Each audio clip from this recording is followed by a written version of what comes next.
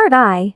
The move. Finding an apartment in the city felt like searching for a needle in a haystack. Endless listings, brokers who seemed more eager to close the deal than to match you with the right place, and, of course, rent prices that felt impossible. So when I stumbled upon 47 Mayfield Street, it felt like fate. The apartment was nothing short of perfect. High ceilings, hardwood floors, and the kind of architectural charm you can't find in newer buildings. Arched doorways, ornate fixtures, even a fireplace. I loved it at first sight. The price was far below what I had expected, which should have been a red flag, but I was too eager to question my good fortune. It felt like a place where I could start over after my breakup, a fresh slate where I could find myself again. The landlord didn't seem interested in meeting me. The building's manager, an older woman named Mrs. Winslow, handled the lease, mentioning that the owner was an older man who kept to himself. I didn't mind.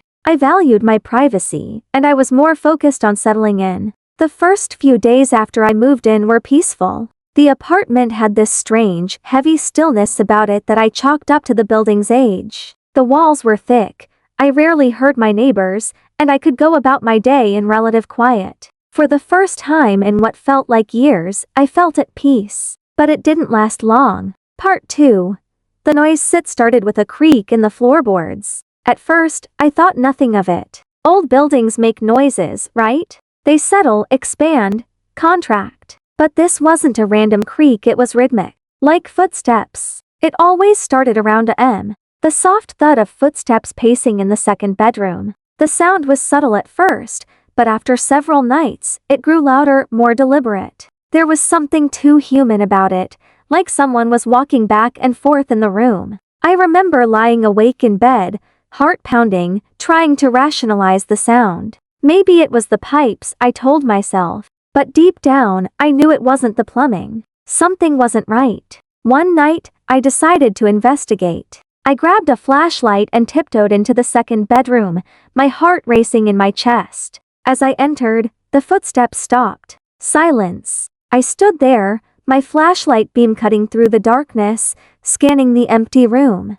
But there was nothing. No one. I breathed a sigh of relief, half laughing at myself for being so paranoid. But then I heard it again. A soft, deliberate tap tap tap, coming from behind the wall. My blood ran cold. Part 3. The hidden roomie couldn't shake the feeling that something was behind that wall. Days went by, but the noises persisted. Soft footsteps, faint knocks, whispers I couldn't quite make out. I was losing sleep, my nerves frayed from the constant sense of being watched. Then one afternoon, as I was moving furniture around in the second bedroom, I noticed something strange. The wall didn't line up with the rest of the apartment. There was a small section of the room that seemed off. The measurements didn't add up. It was subtle, but once I saw it, I couldn't unsee it. I ran my hands along the wall, feeling for any seams or irregularities. And there it was, a thin, almost imperceptible crack in the plaster. My heart pounded as I pressed against it, and to my surprise, the wall gave way. Behind it was a hidden door. I stood there for a long time, staring at it. Everything in me screamed to close it back up and pretend I hadn't found it. But curiosity got the better of me. I grabbed my flashlight and opened the door. The air inside the hidden room was thick with dust, stale as if it hadn't been disturbed in decades. The space was small, no bigger than a walk-in closet, and the walls were covered in photographs. Hundreds of them, pinned up haphazardly, creating a grotesque collage of faces. They were old, some yellowed with age, others torn or faded. The photographs depicted various people, families, couples, individuals, all in this very apartment. But there was something deeply unsettling about them. The people in the photos didn't look posed. They weren't smiling for the camera. They looked unaware, some of them even frightened, as though they had been caught in a moment of terror. I backed away, my heart hammering in my chest. This wasn't just some creepy room. Something terrible had happened here. Part 4.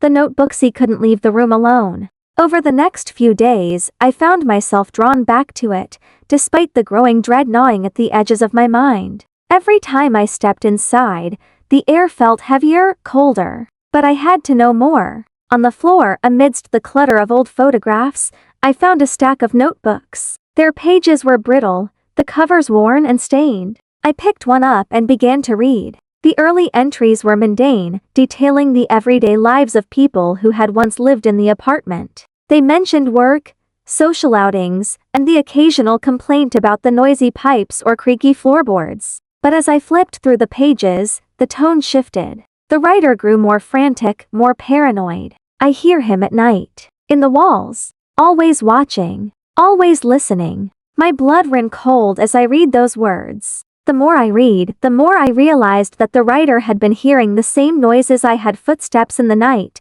whispers, strange tapping sounds. But it didn't stop there. I woke up last night and he was there, just standing in the corner, watching me. The entries grew increasingly incoherent after that, the handwriting becoming more erratic, as though the writer had been spiraling into madness. The last entry was nothing more than a frantic scrawl: "He's in the walls. Don't let him in." I slammed the notebook shut, my heart racing. I had to get out of that room. Part V. Researching the building, spent the next several days trying to distance myself from the apartment. I stayed late at work, visited friends I hadn't seen in years, anything to avoid going home. But every time I returned, the atmosphere in the apartment seemed to grow heavier, more oppressive. The noises hadn't stopped. If anything, they were getting worse. Desperate for answers, I started researching the history of 47 Mayfield Street. The building had been constructed in the 1920s, initially a luxurious apartment complex for wealthy tenants. But over the years, it had fallen into disrepair. By the 1970s, the building had gained a reputation for strange occurrences: tenants disappearing without a trace, sudden and unexplained deaths, reports of strange noises that could never be pinpointed. I found old police reports detailing multiple missing persons cases, all of whom had lived in the apartment at one point. Each case was dismissed as a runaway or unexplained disappearance,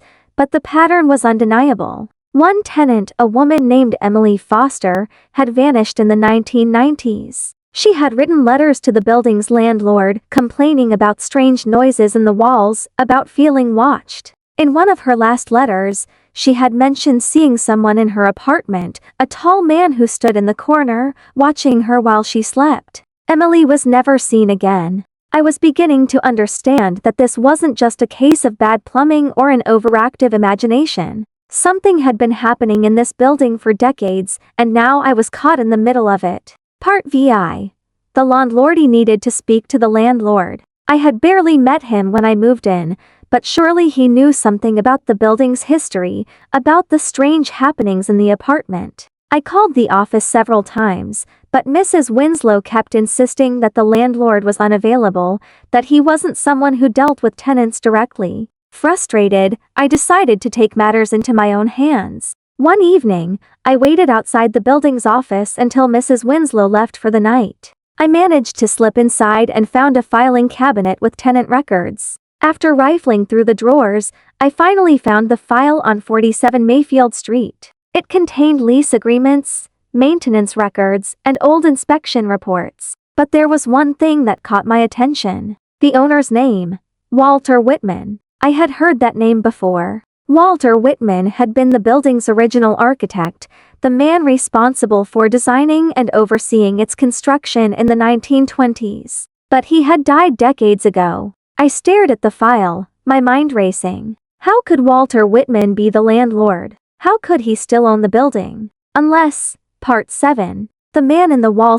Barely slept that night. Every time I closed my eyes, I saw the photographs, the notebooks, the faces of the people who had disappeared. And I kept hearing that one phrase over and over again: "He's in the walls." I knew I had to confront whatever was happening in the apartment. I couldn't run from it any longer. The next night, as the familiar creaking footsteps began in the second bedroom, I grabbed my flashlight and headed toward the hidden room. My hands were trembling as I opened the door and stepped inside. The room felt different this time, colder, as though the air itself had thickened. The walls seemed to close in on me, the weight of the photographs pressing down like a suffocating presence. I stood in the center of the room, waiting. The footsteps grew louder, closer. The tapping in the walls intensified, growing into a rhythmic thudding that reverberated through the floorboards. Then, out of the corner of my eye, I saw him. A tall figure, half hidden in the shadows,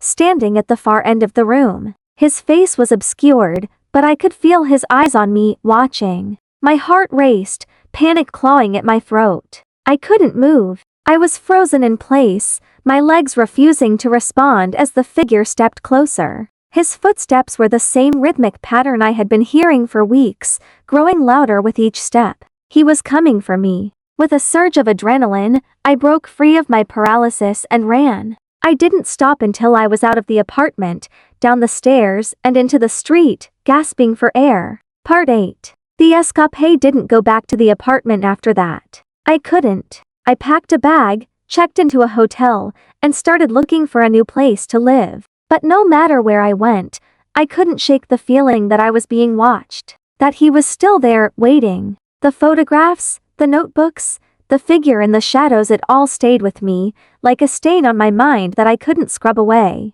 I reported the apartment to the police, but they found nothing out of the ordinary. The hidden room was empty, the photographs and notebooks gone. It was as if none of it had ever existed. But I know the truth. He's still there, in the walls, watching, waiting for his next tenant. Part 9.